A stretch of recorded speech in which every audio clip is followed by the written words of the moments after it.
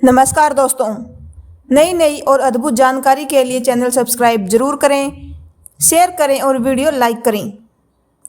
प्रधानमंत्री नरेंद्र मोदी ने गुरुवार शाम 8 बजे इंडिया गेट के सामने कर्तव्य पथ का उद्घाटन किया। वे ठीक शाम 7 बजे कर्तव्य पथ पर पहुंच गए थे। सबसे पहले उन्होंने नेताजी सुभाष चंद्र बोस की प्रतिमा का अनावरण किया। प्रधानमंत्री ने कहा कि सभी देशवासी इस समय इस कार्यक्रम से जुड़े हुए हैं। मैं इस ऐतिहासिक क्षण के साक्षी बन रहे सभी देशवासियों का अभिनंदन करता हूं। आज हम गुजरे कल को छोड़कर नई तस्वीर में रंग भर रहे हैं। ये जो आभा दिख रही है वो नए भारत के विश्वास का प्रतीक है। आज से गुलामी का इतिहास हमेशा के लिए मिट गया है। गुलामी की एक पहचान से मुक्ति के लिए मैं सभी देशवासियों को बधाई देता हूं। यह अवसर ऐतिहासिक और अभूतपूर्व है। दोस्तों, हमारा सौभाग्य है कि हम आज का यह दिन देख रहे हैं, इसके साक्षी बन रहे हैं। नेताजी सुभाष चंद्र बोस भारत की विरासत पर गर्व करते थे और भारत को जल्द से जल्द आधुनिक भी बनाना चाहते थे। अगर आज़ादी के बाद भारत सुभाष बाबू की राह पर चला होता तो भारत ऊंचाइयों पर होता। दोस्तों, इंडिया गेट पर आज़ादी के नायक नेताजी सुभाष चंद्र बोस की मूर्ति का भी उद्घाटन हुआ है। उद्घाटन के एक दिन पहले तक सेंट्रल विस्टा एवेन्यू में काम चलता रहा। काम जल्दी पूरा करने के लिए 24 घंटे मजदूर लगे हुए हैं। 19 महीने तक लगातार काम चलने के बाद सेंट्रल विस्टा एवेन्यू बनकर तैयार हुआ है और 9 सितंबर से लोगों ने यहां घूमना भी शुरू कर दिया है। नेताजी सुभाष चंद्र बोस की यह मूर्ति 28 फीट ऊंची है।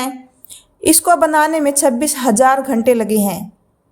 नेताजी की यह प्रतिमा ग्रेनाइट पत्थर से बनाई गई है। इसका वजन 65 मीट्रिक टन है। प्रतिमा का अनावरण उसी स्थान पर किया गया जहां पराक्रम दिवस पर 23 जनवरी को नेताजी का होलोग्राम स्टैचू दिखाया गया था। उस दिन नेताजी की 125वीं जयंती भी थी। विस्टा यानी दिलकश नज़ारा। राष्ट्रपति भवन से इंडिया गेट तक राजपथ के इर्द गिर्द का इलाका हरे भरे पेड़ों, नहरों और पार्कों से घिरा है। ये पहले से खूबसूरत था, अब और भी दिलकश हो गया है। इंडिया गेट के दोनों तरफ नई शॉप बनी है जिनमें अलग अलग राज्यों के फूड स्टॉल होंगे। टूरिस्ट पहले की तरह अब लॉन में बैठकर घर से लाया खाना नहीं खा सकेंगे। इसके अलावा वेंडर भी खास जोन में ही स्टॉल लगा सकेंगे। 2 नई पार्किंग में 1100 से ज़्यादा गाड़ियां पार्क की जा सकेंगी। निगरानी के लिए 300 से ज़्यादा CCTV कैमरे लगाए गए हैं। दोस्तों, सेंट्रल पब्लिक वर्क्स डिपार्टमेंट ने सेंट्रल एवेन्यू रीडेवलपमेंट के लिए जनवरी 2021 में 502 करोड़ रुपए का टेंडर निकाला था। यह काम 487 करोड़ रुपए की बिड पर सापुरजी पालोनजी कंपनी को मिला। कंपनी ने 4 फरवरी 2021 से यहां काम शुरू कर दिया था। शर्तों के मुताबिक काम 300 दिनों के अंदर यानी नवंबर तक किया जाना था, लेकिन इसमें 10 महीने की देरी हो गई। कोरोना के दौरान लगी लॉकडाउन में सभी कंस्ट्रक्शन वर्क रुक गए थे। तब भी सेंट्रल विस्टा का काम चलता रहा। मामला कोर्ट में गया तो CPWD ने तर्क दिया था कि प्रोजेक्ट का काम नवंबर 2021 तक पूरा किया जाना है, इसीलिए इसे रोका नहीं जा सकता। यहाँ गणतंत्र दिवस की परेड भी होनी है, उसमें भी देरी नहीं की जा सकती। सेंट्रल विस्टा रीडेवलपमेंट प्रोजेक्ट के तहत तिकोने आकार का नया संसद भवन तैयार है। इसकी फिनिशिंग का काम चल रहा है। राजपथ से सटे शास्त्री भवन, उद्योग भवन, रेल भवन, विज्ञान भवन और इंदिरा गांधी नेशनल म्यूजियम अब यादों का हिस्सा हो जाएंगे। इनकी जगह नई इमारतें ले लेंगी। प्रोजेक्ट के तहत राष्ट्रपति भवन से लेकर इंडिया गेट तक कई इमारतों का रीडेवलपमेंट और कंस्ट्रक्शन हो रहा है। इसमें नया संसद भवन जिसमें लोकसभा और राज्यसभा के लिए एक बिल्डिंग होगी। मंत्रालय के ऑफिसों के लिए केंद्र सचिवालय, प्रधानमंत्री आवास, उपराष्ट्रपति आवास शामिल है। दोस्तों, अभी जो संसद भवन है उसके सामने संसद की नई बिल्डिंग बनी है। 4 मंजिला ये इमारत 13 एकड़ में है। प्रधानमंत्री आवास करीब 15 एकड़ में होगा। सितंबर 2019 में इस प्रोजेक्ट की घोषणा की गई।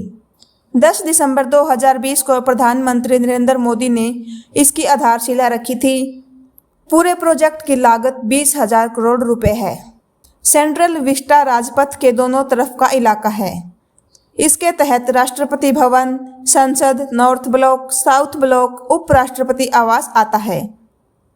National museum, national archives, Indira Gandhi national centre for arts, उद्योग भवन, बीकानेर हाउस, हैदराबाद हाउस, निर्माण भवन और जवाहर भवन भी सेंट्रल विस्टा का ही हिस्सा है। प्रधानमंत्री मोदी ने 11 जुलाई को नए संसद भवन की छत पर अशोक स्तंभ की कांस्य प्रतिमा का अनावरण किया था। यह प्रतिमा 6.5 मीटर ऊंची और 9,500 किलो वजन की है। इसे सपोर्ट करने के लिए स्टील का लगभग 6,500 किलोग्राम वजनी सिस्टम भी बना है। सेंट्रल विस्टा प्रोजेक्ट रोकने के लिए सुप्रीम कोर्ट ने याचिका लगाई थी। हालांकि कोर्ट ने ऐसा करने से इनकार कर दिया था। पिटिशनर का कहना था कि इस प्रोजेक्ट के तहत लैंड यूज में अवैध तरीके से बदलाव किया गया है। इस पर सुनवाई कर रहे जस्टिस बोबडे ने कहा था कि स्टे लगाने की जरूरत नहीं है।